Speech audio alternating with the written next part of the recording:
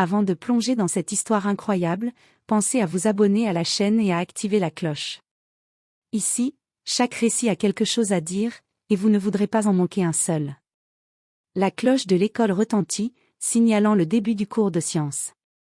La salle est remplie d'élèves bavards, certains griffonnant dans leurs cahiers, d'autres regardant distraitement par la fenêtre.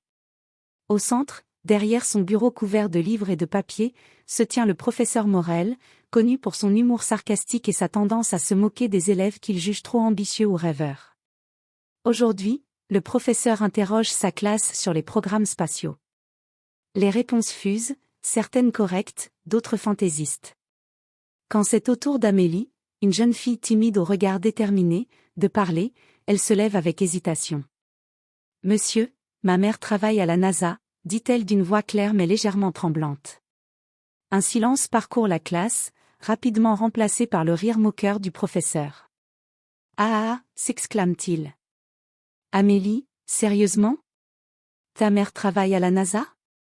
Les élèves éclatent de rire avec lui. Amélie sent ses joues brûler, et un mélange de colère et de honte l'envahit.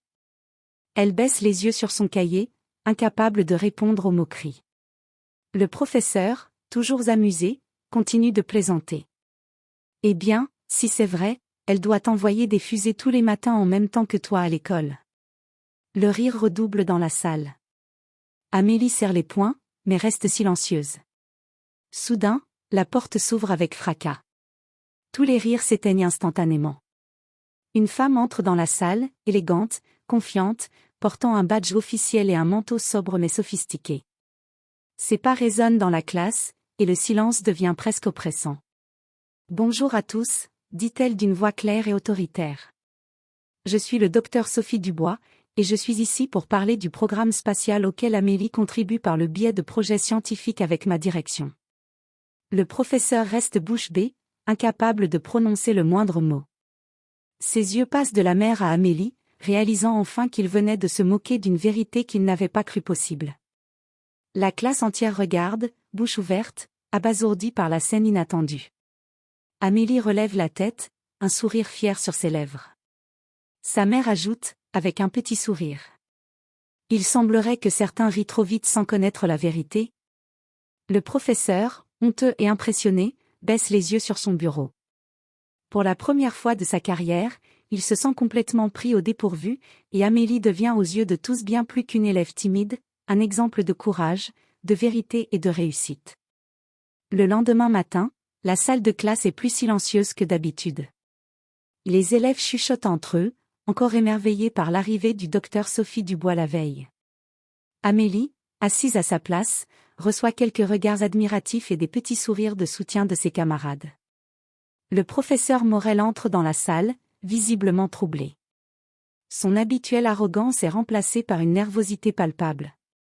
Il s'installe derrière son bureau, essaie de masquer sa gêne, et commence le cours. Mais ses notes semblent floues, et sa voix manque d'assurance. Chaque fois qu'il regarde Amélie, il détourne rapidement le regard, rouge aux joues. Aujourd'hui, commence-t-il d'une voix hésitante, nous allons parler, du système solaire. Les élèves échangent des regards amusés, sentant que le professeur est encore sous le choc de la journée précédente. À la fin du cours, alors que la cloche retentit, un messager arrive avec une enveloppe pour le professeur. Il ouvre l'enveloppe et son visage pâlit. Le papier contient une convocation officielle, une réunion avec le docteur Sophie Dubois et la direction de l'école pour discuter du programme scientifique d'Amélie. Les murmures des élèves deviennent des chuchotements excités. Amélie sent son cœur battre, mais reste calme. Elle a toujours su que sa mère la protégerait et la soutiendrait, et maintenant, la vérité allait enfin être respectée. Le professeur, humilié mais conscient qu'il ne peut plus ignorer la réalité, se lève lentement. Son regard croise celui d'Amélie, et il murmure presque pour lui-même. « Eh bien, je suppose que j'ai une leçon à apprendre. » En quittant la salle, il sent le poids de son erreur, mais aussi une étrange admiration pour Amélie. Cette simple élève timide venait de lui montrer que sous les apparences tranquilles, certains élèves peuvent avoir des vies et des compétences extraordinaires. Le lendemain, l'école est en effervescence. Les élèves chuchotent partout, certains se pressent près de la porte d'entrée pour être témoins de ce qui s'annonce comme un événement exceptionnel. La rumeur s'est répandue, le docteur Sophie Dubois, cadre de la NASA et mère d'Amélie, allait venir à l'école pour rencontrer le professeur Morel et les élèves. Amélie, nerveuse mais confiante, ajuste sa tenue et prend une profonde inspiration. Elle sait que sa mère n'est pas là pour se vanter ou intimider qui que ce soit, mais simplement pour soutenir et guider les élèves dans leurs projets scientifiques. À l'heure prévue, la porte de la salle de classe s'ouvre avec autorité. Tous les regards se tournent immédiatement vers la figure imposante qui entre, le docteur Sophie Dubois. Élégante, charismatique et imposante, elle inspire à la fois respect et admiration. Chaque pas qu'elle fait dans la classe fait vibrer le sol de confiance et de puissance. « Bonjour à tous », dit-elle, sa voix claire remplissant la salle. « Je suis le docteur Sophie Dubois, de la NASA. Et oui, Amélie dit vrai, je travaille ici, et elle m'aide à collaborer sur certains projets scientifiques avancés. » Le professeur Morel reste figé derrière son bureau.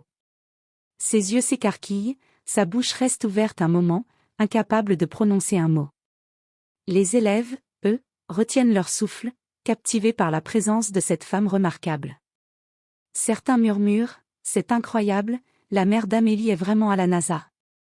Le docteur Dubois se tourne vers le professeur avec un léger sourire. Monsieur Morel, je suis ravi de constater que votre enseignement suscite la curiosité chez les élèves. Cependant, je tiens à m'assurer que personne ne sous-estime la vérité ou ne se moque d'eux pour leur connaissance ou leur vécu. Le professeur, honteux mais sincèrement impressionné, incline la tête en silence. Il comprend que ces moqueries d'hier ont été non seulement déplacées, mais aussi injustes. Amélie, timidement, lève la tête et murmure. « Je vous avais dit la vérité. » Sa mère sourit et lui pose une main sur l'épaule. « Et tu as eu raison, ma chérie. Parfois, la vérité ne se révèle que lorsqu'on a le courage de la dire. » Pour le professeur Morel, ce jour-là restera gravé dans sa mémoire comme la leçon la plus humiliante et la plus précieuse de sa carrière. Il avait cru rire à bon compte, mais c'est lui qui avait été confronté à la vérité, et pour la première fois, il se sentit petit face à la grandeur d'un élève, et de sa mère. Le lendemain matin, la classe est silencieuse comme jamais. Les élèves échangent des regards curieux et excités. Le professeur Morel entre lentement, visiblement encore marqué par la visite du docteur Sophie Dubois. Son habituel sourire moqueur est remplacé par une expression grave et réfléchie. « Bonjour. » Commence-t-il, sa voix hésitante au début, mais qui gagne en fermeté. « Avant de commencer le cours, je dois m'adresser à toute la classe, et particulièrement à Amélie. » Amélie lève les yeux, un mélange de curiosité et d'inquiétude dans le regard. Tous les élèves sont silencieux, attendant la suite. « Hier, » continue le professeur, en prenant une grande inspiration, j'ai ri à une vérité que je n'avais pas cru possible. J'ai sous-estimé votre parole, Amélie, et je me suis moqué de vous de manière injuste. Il fait une pause, laissant ces mots pénétrer dans la classe. Les élèves écoutent attentivement, certains chuchotent entre eux, impressionnés par ce ton sérieux qu'ils ne lui connaissaient pas. Je tiens à m'excuser, sincèrement, ajoute-t-il, sa voix plus douce.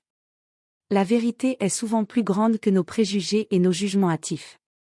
Aujourd'hui, je vous promets que je traiterai chacun d'entre vous avec le respect que vous méritez, indépendamment de votre âge, de votre expérience ou de votre famille. Amélie sourit timidement, touchée par cette sincérité inattendue. Ses camarades applaudissent doucement, et certains se lèvent pour lui offrir un regard d'admiration. Puis, le professeur se tourne vers le tableau et commence son cours sur les missions spatiales avec un sérieux renouvelé. Mais cette fois-ci, il n'y a ni sarcasme ni moquerie. Ses explications sont claires, précises, et ponctuées de petites anecdotes scientifiques qui captivent toute la classe. À la fin du cours, Amélie s'approche de lui. « Merci, monsieur » dit-elle doucement. « Non, merci à toi, Amélie » répond le professeur, un sourire sincère aux lèvres. « Tu m'as appris une leçon que je n'oublierai jamais. » Ce jour-là, la salle de classe n'était plus seulement un lieu d'enseignement, mais un endroit où le respect, l'humilité et la vérité prenaient toute leur place. Amélie avait gagné la reconnaissance de tous, et le professeur, pour la première fois, avait appris que l'arrogance n'avait jamais sa place face à la réalité. Quelques jours plus tard, le professeur Morel décide d'organiser une activité spéciale pour sa classe, un petit projet scientifique où chaque élève peut présenter une expérience ou une invention. L'atmosphère est électrique, tout le monde est impatient, mais tous les regards se tournent naturellement vers Amélie. Amélie arrive avec une valise compacte mais mystérieuse. Ses camarades la regardent avec curiosité et un peu d'envie. Le professeur, encore sous l'effet de la dernière leçon d'humilité, lui fait signe de présenter sa démonstration en premier. « Très bien, Amélie, montre-nous ce que tu as préparé, » dit-il, avec un mélange de nervosité et d'excitation. Amélie ouvre sa valise et en sort un petit modèle de fusée, équipé de composants électroniques et de capteurs. Elle branche quelques fils, configure son ordinateur portable et appuie sur un bouton.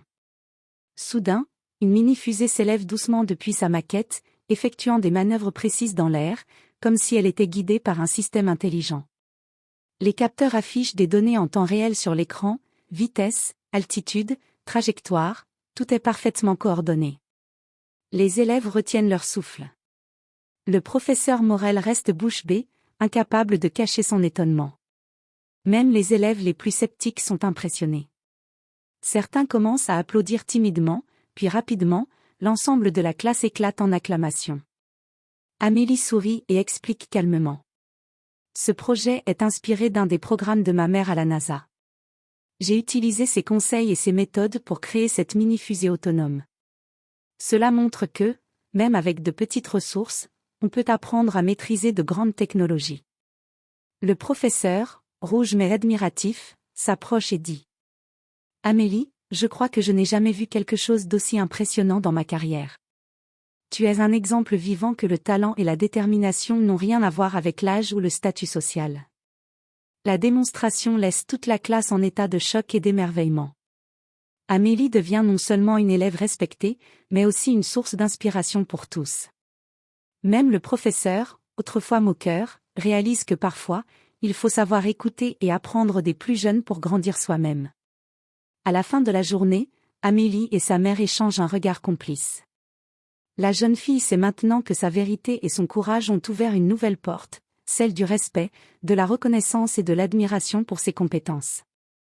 Quelques semaines plus tard, la réputation d'Amélie s'était répandue dans toute l'école. Les élèves la regardaient avec admiration, certains venaient même lui demander des conseils pour leurs propres projets scientifiques. Mais pour elle, le moment le plus important était le regard du professeur Morel, autrefois moqueur, devenu sincèrement respectueux. Ce matin-là, la classe attend avec impatience l'arrivée du professeur. Lorsqu'il entre, il tient dans ses mains un petit dossier et un sourire chaleureux sur le visage. Tous les élèves se taisent, curieux de voir ce qu'il prépare. Amélie, commence-t-il, d'une voix ferme mais douce, je tenais à te remercier publiquement pour ce que tu m'as appris ces dernières semaines. Ta vérité, ton courage et ton talent m'ont rappelé que l'on ne doit jamais juger quelqu'un sur des apparences ou des histoires que l'on croit impossibles. Il tend le dossier à Amélie. À l'intérieur se trouve une lettre officielle de reconnaissance, signée par le directeur de l'école et le docteur Sophie Dubois elle-même, saluant son talent et sa détermination. La classe éclate en applaudissements, certains élèves même émus aux larmes.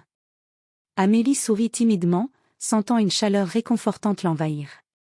Sa mère, présente à l'école ce jour-là, lui prend la main et murmure.